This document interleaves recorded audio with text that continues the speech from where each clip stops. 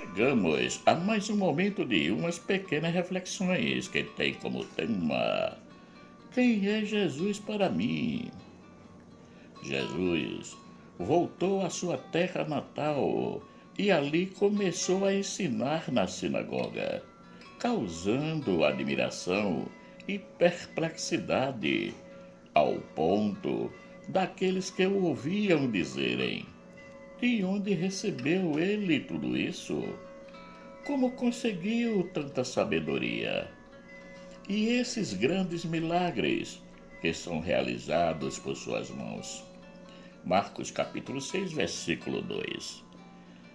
Eles diziam isso porque já conheciam Jesus e sabiam que ele era de uma família simples.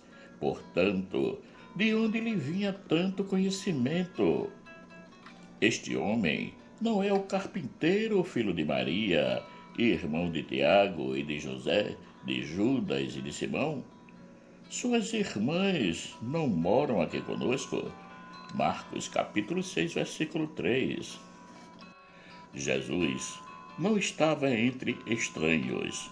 Aqueles aos quais se dirigia eram seus conterrâneos e tinham visto crescer e trabalhar como carpinteiro. Mesmo assim, o conhecendo, eles não se abriram ao novo que lhes era apresentado. Fecharam-se ao ponto de Jesus dizer: um profeta só não é estimado em sua pátria, entre seus parentes e familiares. Marcos capítulo 6, versículo 4. Vendo que não podia agir e ensinar como fez em outros lugares, realizou algumas curas ali e saiu a percorrer outras cidades. E ali não pôde fazer milagre algum.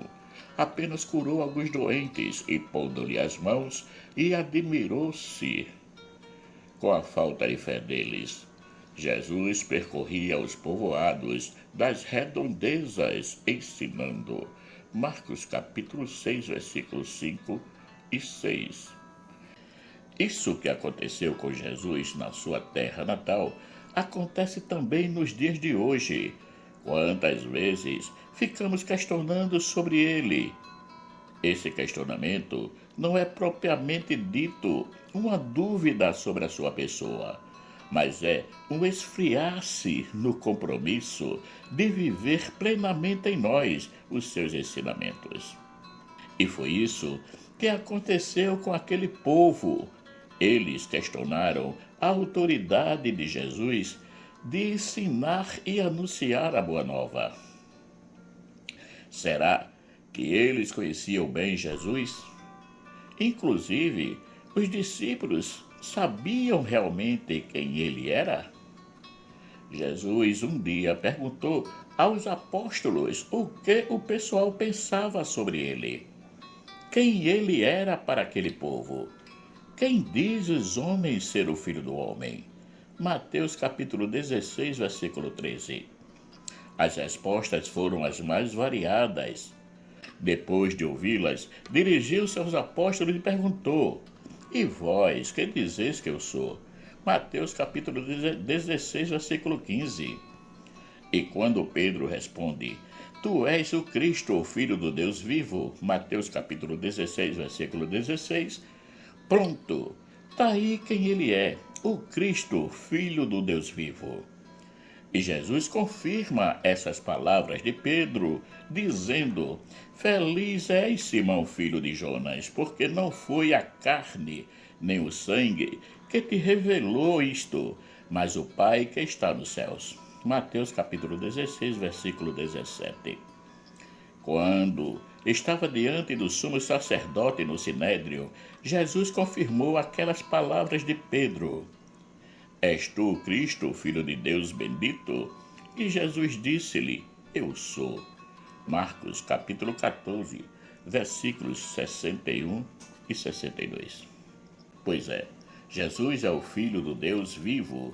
Logo, segundo os primeiros concílios cristãos, Niceia, Constantinopla, Éfeso e outros, Jesus é verdadeiro Deus e verdadeiro homem. Ele é o Verbo encarnado que veio habitar entre nós. No princípio era o Verbo, e o Verbo estava com Deus, e o Verbo era Deus. João capítulo 1, versículo 1. E o Verbo se fez carne e habitou entre nós. João capítulo 1, versículo 14. É isso que a nossa igreja nos ensina. A divindade e a humanidade de Jesus não se anulam uma na outra. Uma não se sobrepõe à outra. Vivem em perfeita harmonia. E não é porque era Deus que ele quis se aproveitar disso. Antes, viveu na simplicidade e na humildade. Sendo ele de condição divina, não se prevaleceu de sua igualdade com Deus, mas aniquilou-se a si mesmo, assumindo a condição de escravo e assemelhando-se aos homens. Filipenses capítulo 2, versículos 6 e 7. Interessante. Ele, que era Deus, não tirou proveito de sua condição divina, enquanto nós, só porque às vezes assumimos um cargo de destaque na igreja, nos sentimos o bambambam da situação. Aprendamos com Jesus a viver a humildade, a compreender que é o servir e não ser servido que vale. Como o Filho do Homem não veio para ser servido, mas para servir. Mateus capítulo 20, versículo 28. Mas afinal, quem é Jesus para mim? É o Emanuel? É o Cristo? É o Salvador? É o Mestre? É o Senhor? Ou é mais um profeta entre tantos? Os apóstolos, mesmo ouvindo aquela resposta de Pedro, que Jesus era o Filho do Deus vivo, não ficou claro para eles que era o Messias. Eles passaram toda a vida com Jesus, acompanhando-o em todos os lugares, presenciando tudo o que ele fazia, mas mesmo assim tinham as suas dúvidas, ao ponto de Filipe pedir a Jesus para ver o Pai. Disse-lhe Filipe: Senhor, mostra-nos o Pai, o que nos basta. João capítulo 14, versículo 8. E ele lhe disse: Estou há tanto tempo convosco, e não me tendes conhecido, Filipe? Quem me vê a mim vê o Pai. E como dizes tu, mostra-nos o Pai? João capítulo 14, versículo 9. Essa dúvida que os apóstolos traziam consigo só foi iluminada após a ressurreição, porque até mesmo durante a sua crucificação e morte, os apóstolos ainda estavam sem saber o que fazer. Inclusive, tinham muito medo, por isso que fugiram. Não acompanharam Jesus ao Calvário. Só João que chegou até o último momento de Cristo na cruz. Eles só vieram começar a entender de verdade quem era Jesus quando receberam a sua visita. E cerradas as portas onde os discípulos, com medo de judeus, se tinham ajuntado, chegou Jesus e pôs-se no meio e disse-lhe: Pai, seja convosco. João capítulo 20, versículo 19. Será que hoje é diferente? Será que não existe um pouco de Filipe dentro de nós? Será que mesmo com tudo que nos é transmitido pela igreja e testemunhado pelo mundo afora, pelos irmãos que procuram dar a sua vida pela causa do Evangelho, ainda duvidamos? Às vezes, ficamos pensando em fazer grandes coisas para mostrar que estamos com a nossa fé acesa a ponto de bala. Mas não é isso que Cristo quer de nós. O que ele quer é que sejamos fiéis aos seus ensinamentos e propagadores da boa nova, que vivamos a fraternidade universal, pois foi isso que ele veio nos dizer, que somos todos irmãos, filhos de um único Pai, que é Deus. Quando orar, dizei: Pai nosso que estás no céu. Lucas capítulo 11, versículo 2.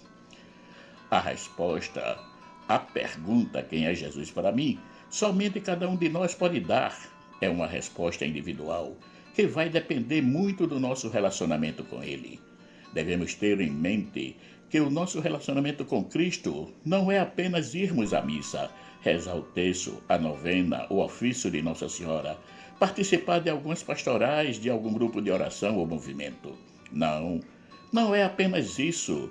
Ele espera de nós muito mais que isso, e que, por incrível que pareça, não nos custa muito a atendê-lo. Cristo espera que tudo que venhamos a fazer seja feito com amor, por amor e sendo amor, como nos diz Paulo em 1 Coríntios capítulo 13. Portanto, Participamos da pastoral por querer ser mais um no grupo ou por amor à Igreja de Cristo? Rezamos o texto por querer dizer que sou um devoto fervoroso ou o faço por amor a Nossa Senhora? São questionamentos válidos que nos ajudam a vermos quem realmente somos, um cristão de fachada ou um autêntico cristão.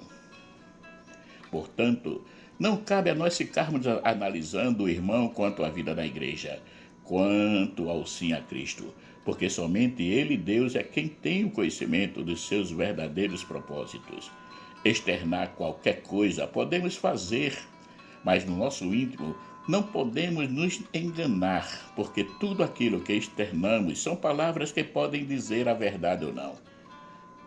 Isto é, podemos esconder dos irmãos o que realmente pensamos, mas o que temos no nosso coração, isso não podemos esconder de Deus, porque Ele vai até o mais profundo do nosso ser. Para mim, sem querer influenciar, Jesus é o meu único bem.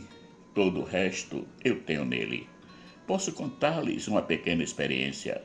Hoje faço hemodiálise.